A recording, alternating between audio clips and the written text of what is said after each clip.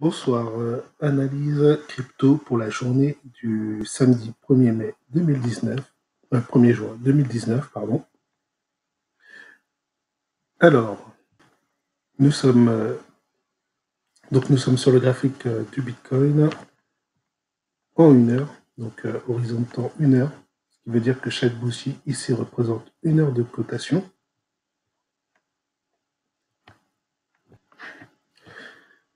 Donc le scénario le plus probable que je vous avais proposé vendredi 31 mai, c'est donc confirmé dans la journée du 1er mai, puisque, comme vous pouvez le voir ici, avec la cassure à la hausse de la moyenne mobile 20 périodes, donc sur le graphique 1 heure, on a eu un mouvement de hausse. Donc, comme je vous l'avais dit dans la dernière vidéo, que ça occurait la probabilité d'une hausse, surtout si on dépassait donc si on rentrait dans la partie haute du range que j'avais délimité ici. Donc on a 3 droites vertes qui représentent donc partie haute et partie basse. La partie haute ici, la partie basse ici du range. Donc puisque en fait deux ranges se sont dessinés dernièrement avec ce mouvement un peu particulier qu'on a eu donc le jeudi 30 mai, un mouvement assez inattendu. Et du coup, on a une partie haute de range, une partie basse de range. Et tout ça représente le range daily. Donc la partie haute et la partie basse ici représentent le range daily, donc en vision 1 heure. Donc ici, on peut voir, voilà. Donc on revient en horizon de temps 1 heure, et pas en daily. Voilà. Donc ce qu'on peut voir, donc c'est que, comme je vous le dis souvent, je préconise souvent d'être en alerte d'achat quand le cours croise à la hausse la moyenne mobile 20 périodes en graphique 1 heure. Alors sur certaines conditions, bien sûr, hein, pas à chaque fois, mais sous certaines conditions. Donc là, on avait un bon mouvement, donc un bon éloignement par rapport à la moyenne mobile.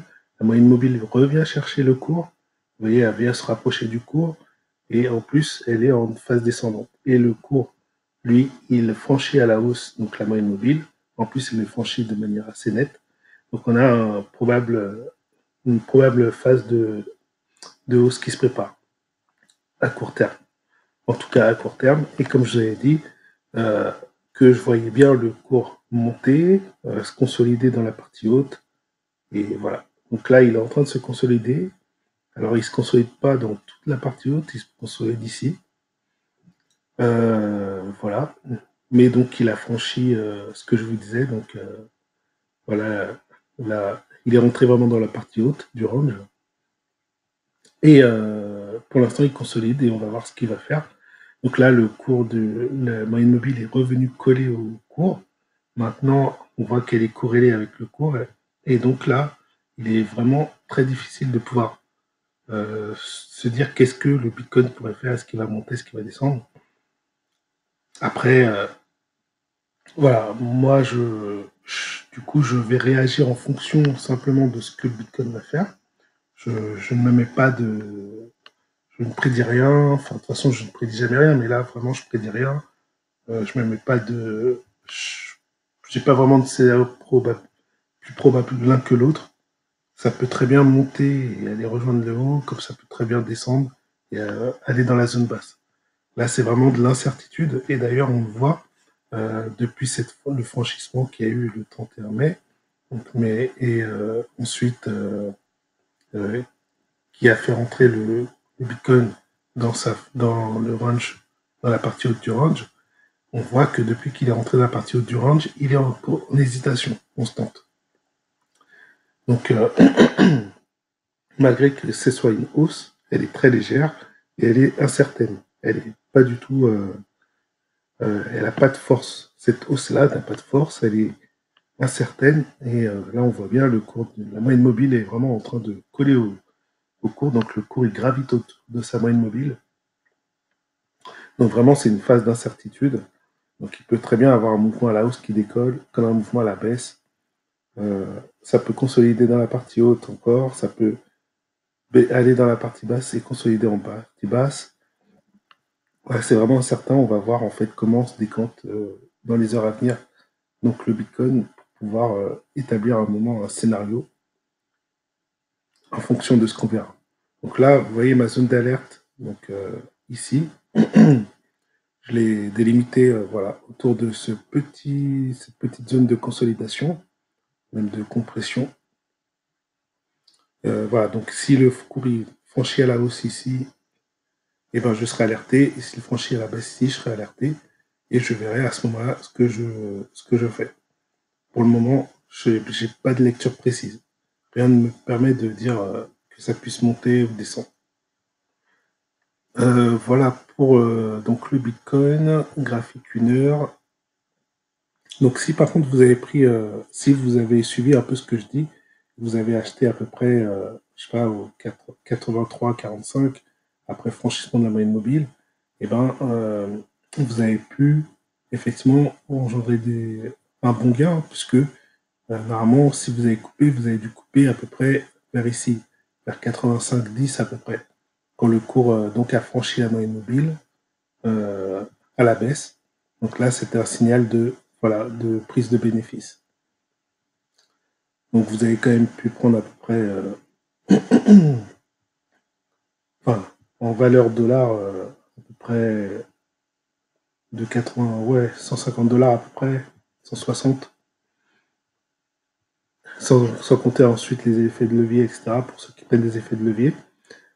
Donc voilà, donc là, il y avait, bon, c'était un petit mouvement, mais voilà, qui pouvait rapporter. Bien sûr, il n'y avait pas de certitude, hein, tout était incertain, mais voilà, c'était un scénario probable. C'était mon scénario probable, le plus probable, et il s'est réalisé. Alors, donc, en daily, donc on voit qu'il n'y a pas de remise en cause du mouvement haussier. Donc, à moyen terme, on est toujours haussier. Donc, long terme aussi. Je vais regarder un peu ce qui s'est passé sur le THUSD.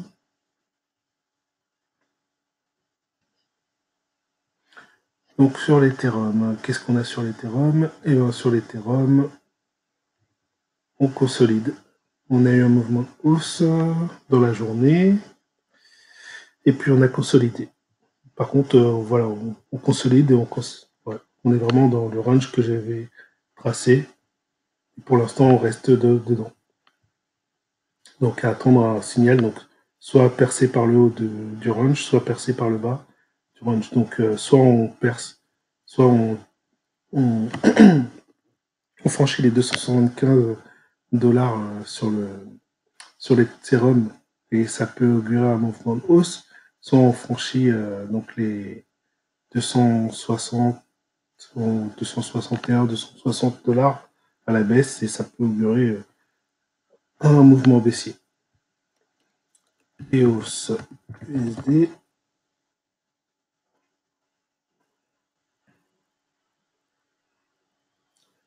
Donc là, on a eu, pareil, consolidation pour l'instant. Rien de spécial à dire.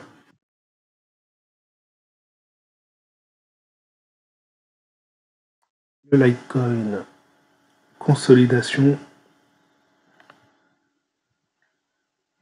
Donc vraiment, là, c'est flat au niveau des marchés, hein, très flat. BNB, Binance. Donc sur le Binance, on a eu un mouvement de hausse. Et là, on est en train de... Donc on a eu un mouvement de hausse. Donc moi, j'avais pris position ici, à peu près. Donc j'avais dit que je prenais position à partir du moment où ça franchissait la moyenne mobile vers la hausse, un peu comme sur le Bitcoin. C'est ce que ça a fait.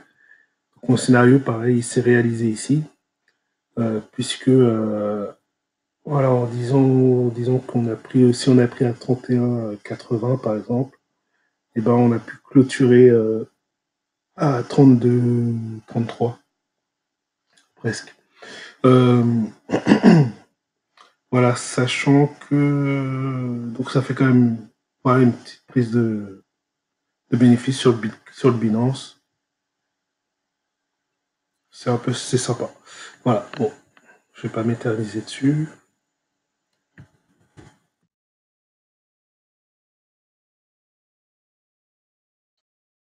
Voilà, donc on va suivre demain. Demain, je referai une vidéo et puis on verra ce qui s'est passé. Et puis voilà, je vous donnerai mon analyse. Bon, j'ai surveillé les marchés à peu près, un peu de loin aujourd'hui puisque j'étais parti à la plage, donc j'ai eu pas mal de routes, etc. J'étais plus en mode profiter avec la famille que en mode trading, mais je surveillais quand même quelques fois ce qui passait sur mon téléphone. Mais bon, voilà. Donc j'ai pu voir à peu près cette hausse-là arriver, etc. Voilà, fin de la vidéo. Ah oui, si, je vais rester juste encore une petite minute. Je vais juste vous montrer sur le CoinMarketCap. Donc ça, c'est même pas moi. Enfin, j'ai même pas été sur le CoinMarketCap aujourd'hui, mais c'est quelqu'un qui m'a envoyé ça et qui m'a dit. Apparemment, enfin, en tout cas, dans la journée, tout était ouvert quasiment. Il y a beaucoup de verre aujourd'hui, apparemment. Donc, je l'ai pas vraiment vu, moi, mais peut-être si on fait un view all. Ouais, on voit, et puis sur la semaine, on voit que vraiment tout est ouvert. Donc voilà, comme je dis, à moyen terme, on est encore haussier. Là, ça se voit au niveau des pourcentages. Vous avez des gros pourcentages quand même. Oh, le Bitcoin SV, il est arrivé 8e dans le classement. Ça, c'est une surprise. Enfin, bien que je sais plus combien il était avant. Enfin, je n'avais pas vraiment regardé en fait. Ouais, enfin bon, on voit que globalement, à moyen terme, on est bien. Et donc voilà, on va regarder quelles sont les plus fortes progressions de la journée. On a le Monacoin. Ah, le Monacoin. Ah ouais, fulgurant. Là, l'ascension, elle a l'air fulgurante. On va bien voir à la semaine qu'est-ce qu'il donne. Parce que là, en une journée, 65%, c'est quand même assez surprenant. 41e au classement. Je vais la prendre sur les 7 derniers jours. Ouais, donc elle a eu un moment de départ là le 31 mai. Et depuis, explosion. Je sais pas ce qui se passe sur la Monacon, il faudra que je me renseigne. Mais là, elle a quand même pris plus de x3 en 2 jours. Ce qui est assez surprenant. À voir. Donc ouais, essayez de vous renseigner sur le Monacon. Et apparemment, il se passe quelque chose dessus.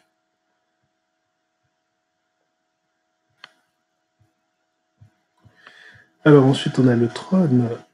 Ouais, le Tron qui se débrouille bien, 16%, qui a pris 16% dans la journée. Le Ravencoin, 14%. Voilà. Moi, je vais essayer de rechercher dans les plus grosses quand même. Le Cardano, 4%. Le Maxime Con qu'on voit souvent, 64%.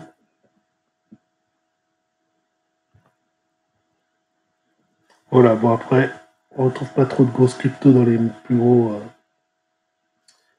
pourcentages, mais bon, globalement, il y a eu des belles progressions aujourd'hui dans le top 100 en tout cas. Bon, et ben c'est la fin de la vidéo. Bon, j'espère que vous avez apprécié la vidéo. N'hésitez pas à me dire, vous, qu'est-ce que vous pensez du marché pour la journée qui va arriver, pour donc la journée du 2 juin. Quels sont vos scénarios? N'hésitez pas à me laisser ça en commentaire. Ciao!